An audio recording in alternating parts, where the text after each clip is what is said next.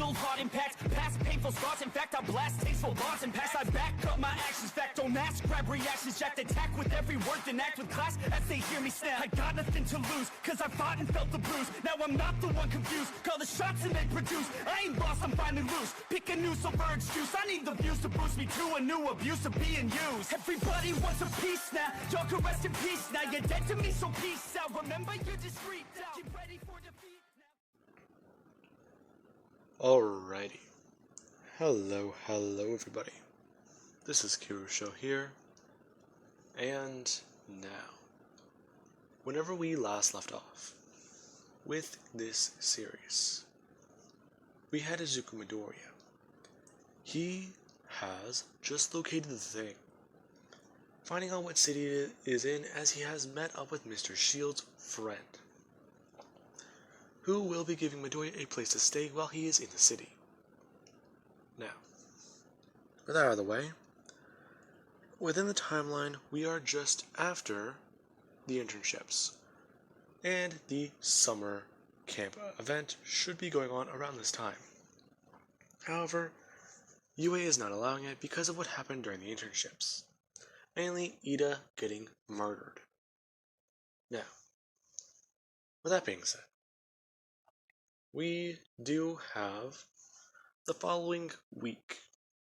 Bakugo has constantly been trying to call back that phone number. However, Midoriya is ignoring the call. And Bakugo, he's a bit annoyed, as he does try to follow up with, well, Inko about this. Now, with that being said, Midoriya, him and Mr. Shield's security team are coming up with ideas to subdue the thing, especially with the location they can find. Now,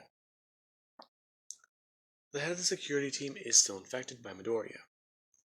However, he has not encountered any of these strange mutations that Midoriya has, since I do want to say that he is technically a first generation submutation of the thing virus that is in Midoriya's bloodstream. Now, Midoriya can see and monitor him, but that is about it. It does not work the other way around. Now, Midoriya has allowed this man to roam free and do whatever he wants. He's completely unaware of what really is going on inside his own body. However, while that is going on, let's follow up with Bakugo and Inko. Now, Bakugo, he does wake up this morning, and he does sneak out early, as he is wearing sweatpants and a classic black shirt, along with actually grabbing something, and holding it in his hand, as he would walk out the door. Mitsuki, hearing Bakugo leave the house. She is worried, but she knows that that boy's resilient, especially after everything he's gone through. She'll talk to him whenever he gets back, and she won't be her typical self either. She's not going to hit him or be annoyed that he left. It's understandable that he's being distant. Most of his classmates just died, and a girl he particularly got close to. Now then, with that being said, we do have a few minutes later. Bakugo does knock on the front door to Inko's apartment. Her actually jumping out of her bed and waking up and running over to answer the door. Her nearly ripping the door off its hinges, as Bakugo just does stand there and he does tense up. And Miss Midoriya.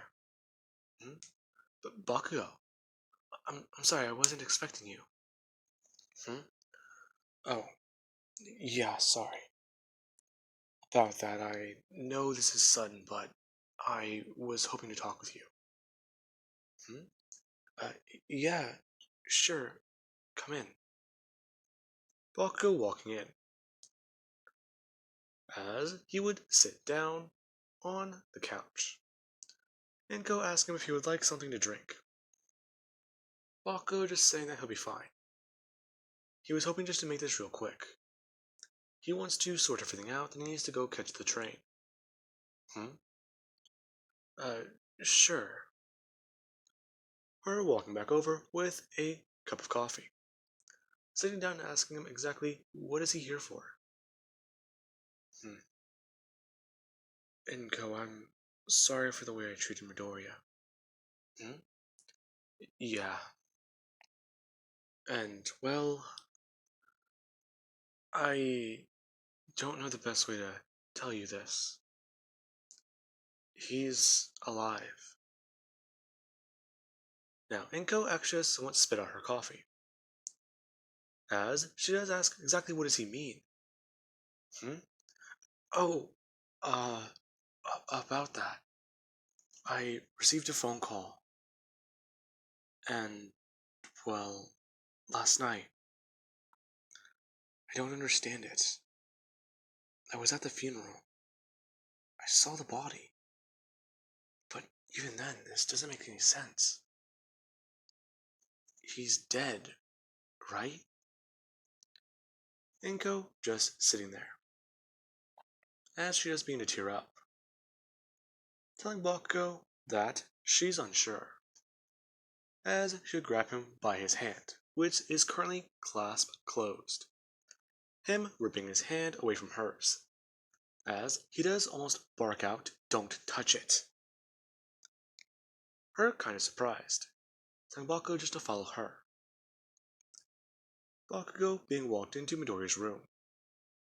Inko closing the door and Bakugo looking at what's written on the back. Don't try to find me. Talking about the nightmare she did have. And explaining to him that Midoriya showed up here one night, soaked and covered in blood. Along with that, the way he was acting, the way he seemed, the things he did. He talked about how he wasn't human anymore. But her baby was just so monstrous. He said that he killed people. Bakugo alarmed by that, thinking about all those months ago. Deku? A murderer? That isn't right. The Deku he knows was weak. Frail. The idea that him killing people? Why? But how could he do that? He wanted to become a hero. I'm not too sure, dear. However, Hisashi's having trouble himself. Oh, that's right. But I haven't told him about this. What? He'll call me crazy. Plus, I don't know if they have our phones tapped. The next day, people came by, told me they found his body. But that wasn't my baby boy. What he told me they did to him, it was inhumane. In fact, I don't know if he's still all the way there. Now, Bakugo does actually just set down something in Deku's room,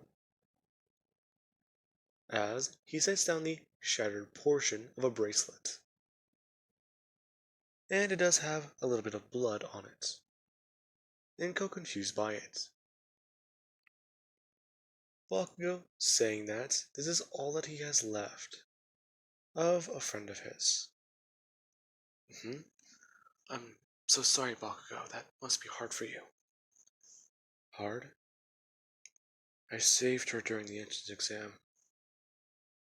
I thought things were going to change between us. Ironically, I met All Might that day too. He was nice. We were both surprised to see him. He's just as amazing as everyone said he is. Invincible. Bakugo having tears run down his face, talking about what he was not there. He wasn't there when they needed him at the most. He showed up late. And if he were to have arrived early, maybe things would have been different. Maybe things would have changed. The Nomu ripped through everybody and murdered his friends. The ones that the Nomu didn't kill, there wasn't even enough scraps to bury. In fact, well, Froppy, Asui, and Mineta, the little pervert. I'd give a lot to see every one of them alive. Even that Four-Eyes Ida. I just miss them. And I don't know if it's ever going to get better. I don't know how to deal with this. I can't describe the pain in my chest. Feeling I get. Every time I look down at this little bracelet, I want to lose my mind. I want to scream. I want to cry. I want to punch something. I just want to find a way to get rid of these emotions. But I don't think I ever will. Inko telling Baku that that's normal.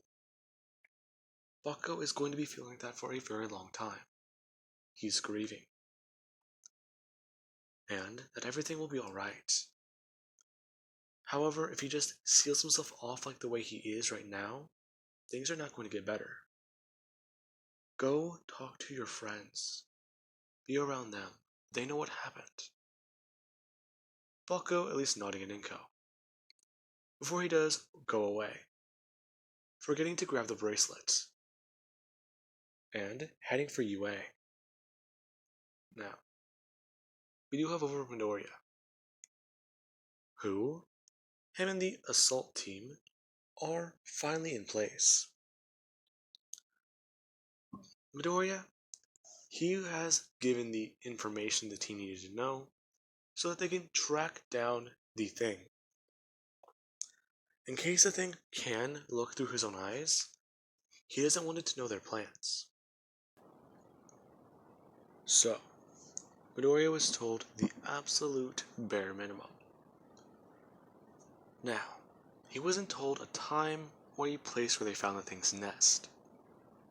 However, he was simply told that he would be with these members of the team. Him and the captain, along with many other people. Now, we actually do have where everybody is sitting down and talking about what they're about to do. So, can you believe that we're about to hunt down corked out monsters? Yeah. Hard to believe Mr. Shield wanted us to do this. Yeah, it's insane. Then again, he did want us to test out some support items. Yeah, but I don't think he's being entirely honest with us, right? Like, seriously. Don't they have specialized squads for this? I don't know, man. John says, the captain. Going on to state that this is actually a bit more tricky. They have to take these monsters down. And it's best if they get credit for it after it is all done. Besides, this will actually boost revenue for the security team company. So, is he really going to be complaining so much about it? Now, this would be whenever Midoriya, he does still at least sit there. A lot of people looking at him. Watching as Midoriya is shifting his arm through many different things. Midoriya actually toughening it up. And trying to figure out the best way to layer down armor for adaptability. As he actually does ask one of the men to take a shot at his right arm. After he does actually flip through a bit more layers. Really, kid, you really think that's a wise idea? Go for it. Oh, cocky little shit, aren't you? Ah, sure thing. He does say, as he would take aim telling Midoriya not to flinch. this would actually hurt. Now, the man fires off the gun, and Midoriya does actually watch as the bullet does move. Him flipping through a little bit more on the armor, and actually adding another protective layer as fast as he can. As the layer is being added, the bullet hits, and busts straight through the armor, as a hole does come through the other side of Midoriya's arm and hits him in the left shoulder. As he does just sit there, looking down at his left arm, the man freaking out, and telling Midoriya that he's gonna go get a doctor or call somebody. Don't worry about it, Midoriya would say, as the hole would be covered, and the bullet would go flying out of Midoriya's arm and landing on the table. As Midoriya does say that he knew that the configuration was wrong, flipping through again, and actually adding more bone marrow into it. As he does actually reach over and grab a bottle, swallowing a ton of iron and calcium pills, as he does add them onto the armor in his arm, before grabbing the rest of the bottle and just chugging it. People watching him do this. What the fuck is he doing? I don't know. What I'm doing is quite simple. Calcium to strengthen my bones, and the iron, well, that's a bit more self-explanatory. I can break it down and use it throughout my blood. That way I can, Midoriya, actually bring his hand into a fist before shooting it out into claws. People watching as Midoriya does have a bit of iron-tipped claws. I'm going to state that this is a bit better. So I've already broken down the ones I swallowed earlier. Good. Kid, are you really sure that's not going to shock your system? Oh, please, I'll be fine. Don't worry about me. About the plan, what do we have? This kid sounds like a professional. Them telling Midoriya the least that he does need to know. As they all do, head out. Now, with that being said, Midoriya, he does head out with the Mr. John, or, well, the security man that he has infected. As the teams do head to the location, Midoriya was blindfolded. And he's finally arrived, being able to take off the blindfold and look around. As the teams do separate into teams of two. Mr. John and Midoriya pairing off against one another, or with one another, and going to check out the area.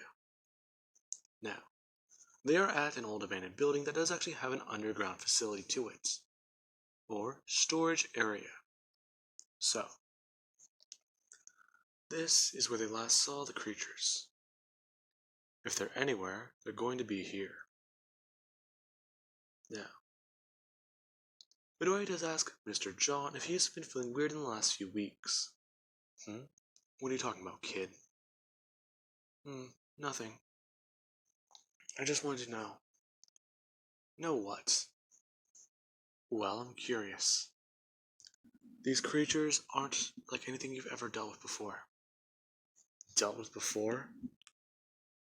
Kid, I've worked security at some pretty crazy places.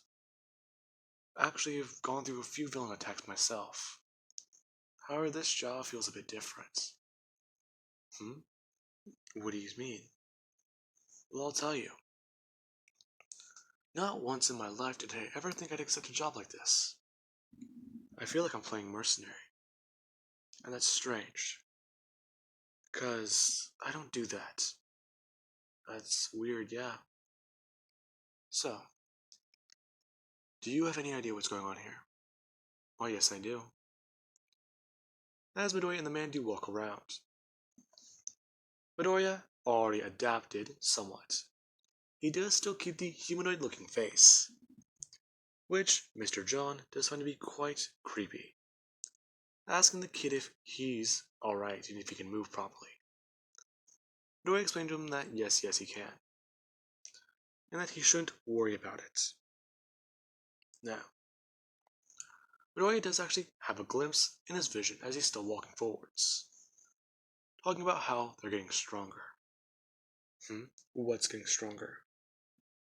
Midoriya pushing Mr. John out of the way, as the thing has a tentacle slash forwards and almost hit the man, as Midoriya narrowly dodges it, as he does bring up his left hand and slice straight through the tongue. Before, with his right hand, he does throw it outwards and goes to grab the tongue, as he tries to yank it forwards. Now, as Midoriya does so, one of the monsters does come flying out, the man getting back onto his feet and going to fire live ammunition. Now, he then does actually radio to his men that they found one of the creatures, and to bring the devices around, or bring the flamethrowers around, just as Mr. Shield has instructed. Now, Midoriya, he actually does turn and, with one swift movement, grows a tail, as he does actually throw out his tail as it wraps around the tentacle. As it does so, Midoriya throws it directly back at the thing, before rushing in and directly attacking it, being able to grab away at its mouth as he slams it closed and tries to force it closed. As he throws up his right hand, he goes to stab it down into the thing's brain, as he does bring his hand back up, and reinforce the claws he's made, stabbing it back down.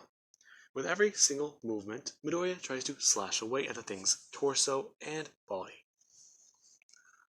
Mr. Johnson, watching as Midoriya does actually begin to start trying to assimilate the thing, since it's trying to assimilate him. Now, Midoriya and the thing, they are slowly fusing together. Midoriya is still stabbing away at it and attacking it, as Midoriya can feel it on a microscopic level. His cells, the monster in his blood, it's fighting, not against his own cells, but against the things. So this is weird. Midoriya, his blood, the components that make it up, they've already been far too altered to be recognized by the original thing. And in fact, they're acting as antibodies to fight off the virus. Now, the thing actually does begin to somewhat start to scream in pain, as Midoriya, he actually does have his mouth get covered up, as bone marrow does shoot over Midoriya's eyes and over his nose, along with his ears actually sealing themselves off so as to not get anything within his own body. Now, Midoriya, he's still attacking, ferociously, as his vision does begin to augment once more. Now, the other thing does actually come flying in, as it goes to smash Midoriya and tackle him onto the ground. As it does so, Midoriya actually just throw it up into the air as he does go to throw up one of his legs. As he does so, he does grab onto the thing that he was trying not to get assimilated by, and rips its flesh off his own, as he himself does scream. Now, the security teams who do show up do watch as Midoriya threw the beast towards a wall, it slamming into the pillar and breaking many bones, as it does fall into the ground weakened. And with Midoriya's adapted virus inside its own bloodstream. Now, Midoriya does actually have the faceplate come down, and his lips are visible. Looking at the monster. What are you? Why are you here on this planet? Now, the beast that Midoriya did attack, it does not respond, just looking at Midoriya. And looking at the other one. As the men in the security team do actually go to fire, them lighting up the flamethrower at the beast that Midoriya did actually try, well, in fact, you could say. The beast being covered in fire as it does actually run off into the darkness. As it does so, the men do watch what does happen. As it runs away, it lights a path through what looks to be a wall of flesh. Now, that is quite disturbing. Midoriya telling one of the men to give him a flare. The fuck is that thing? That's the kid. Mr. Johnson does say. The man giving Midoriya a flare, as he lights it before throwing it down into where the thing ran off to. The other one just sitting there and watching Midoriya. As the flare, it goes flying through the air and lands on a pile of flesh. As Midoriya does look a bit closer. That mount, it's moving. Midoriya is stirred by that, looking to the other creature, and stepping forwards. What is your goal on this planet? The beast actually somewhat moving upright, and beginning to change its own appearance, taking on a slightly humanoid look to it, as it does actually copy Midoriya's mouth and the way it does look.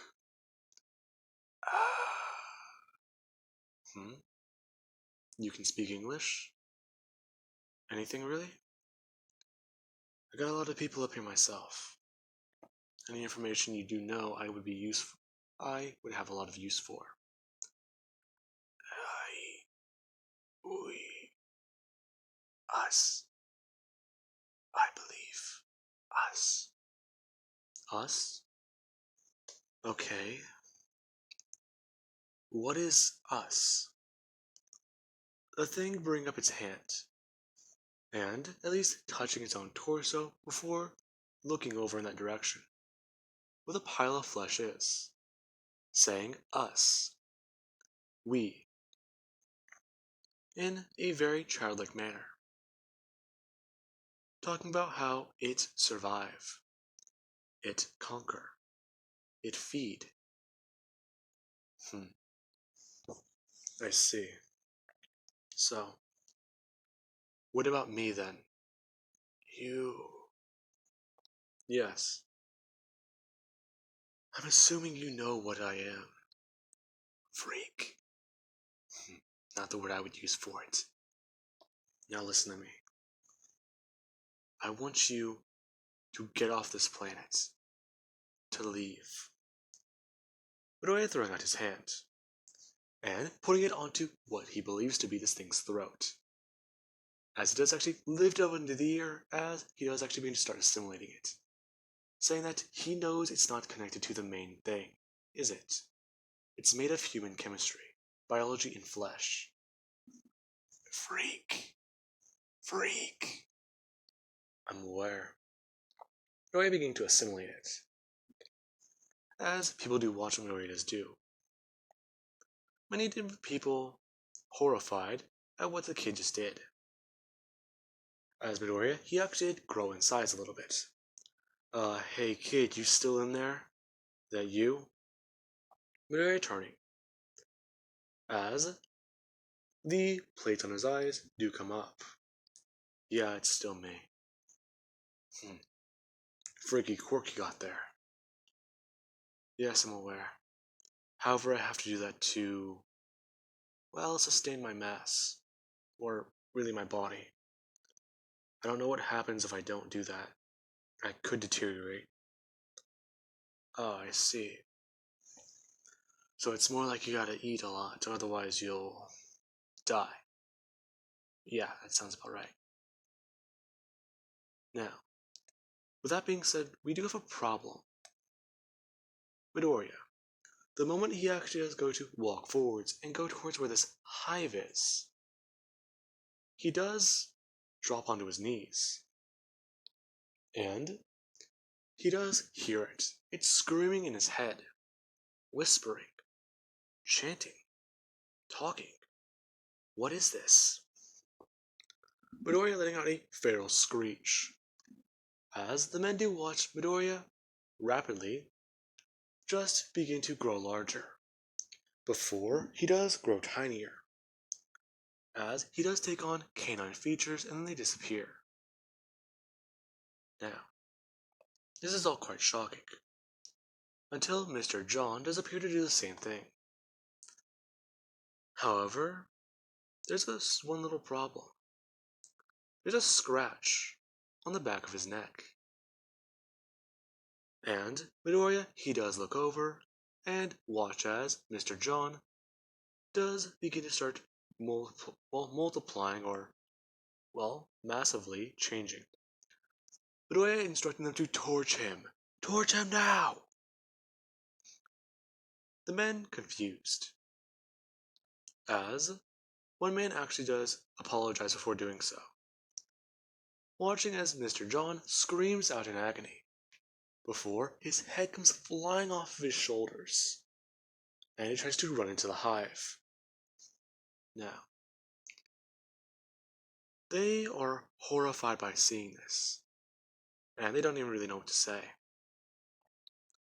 Before one person does walk over and try to ask Midoriya if he's fine. Midoriya slowly getting onto his feet, and saying that he'll be alright. Kid, are you sure? Yeah, uh, uh, fine.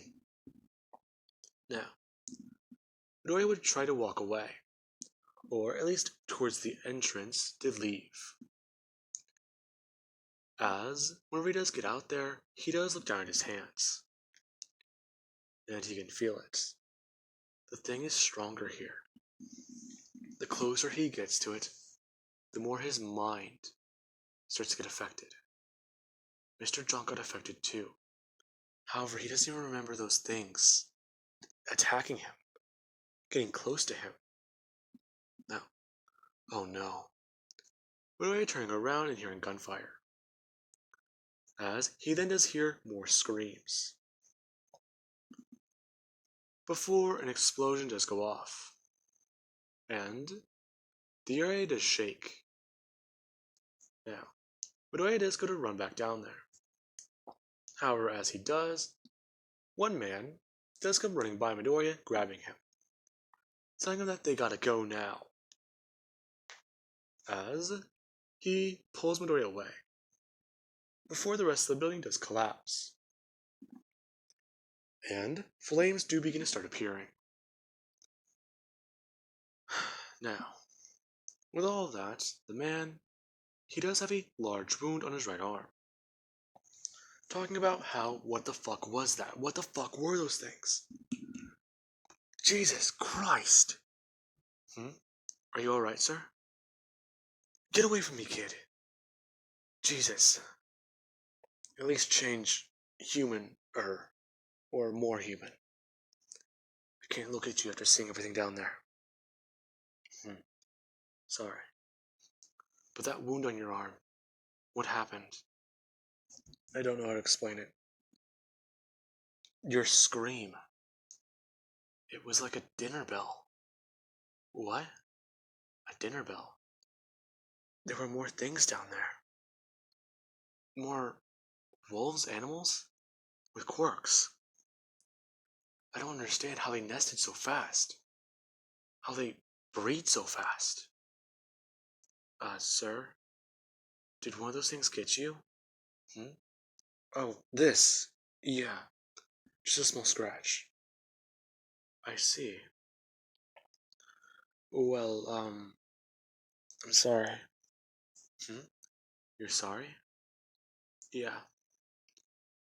I'm going to have to tell you this before I do what I'm about to do.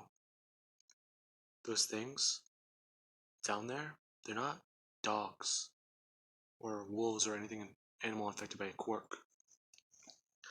It's an alien trying to kill humanity. Huh? Funny joke, kid.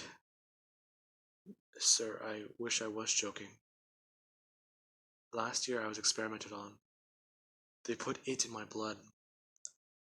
Midoriya actually morphing his hand into something of the creatures, talking about how this is actually quite simple to do. The man standing up and pointing a gun up at Midoriya, talking about how he's a freak then, just like them. What is he? An alien? Come here to take over the planet? No. I was born human. However, these creatures, they're different.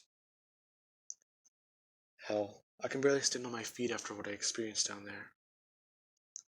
But you... Midoriya telling the man to just simply calm down. Telling him that he got scratched by it. if any of the blood did get into his system, he will turn into a monster. He will lose his humanity before he even realizes that it's even gone. So, with all due respect, it'd be easier to kill him now while he's still himself. Otherwise, the monster can kill him, his family, his wife, if he even has one, and possibly his own child. And then it would go on to infect the world. The man just sitting there in disbelief, asking Midoriya how can he even know this is all possible. Midoriya holding out his hand, telling the man that he can show him what he's seen. The man doing so as, the moment he does actually touch Midoriya's hand, Midoriya begins to assimilate him. As the man's hand gets absorbed into Midoriya's, he does see what's going on. As his head gets thrown up, and he does begin to have a seizure.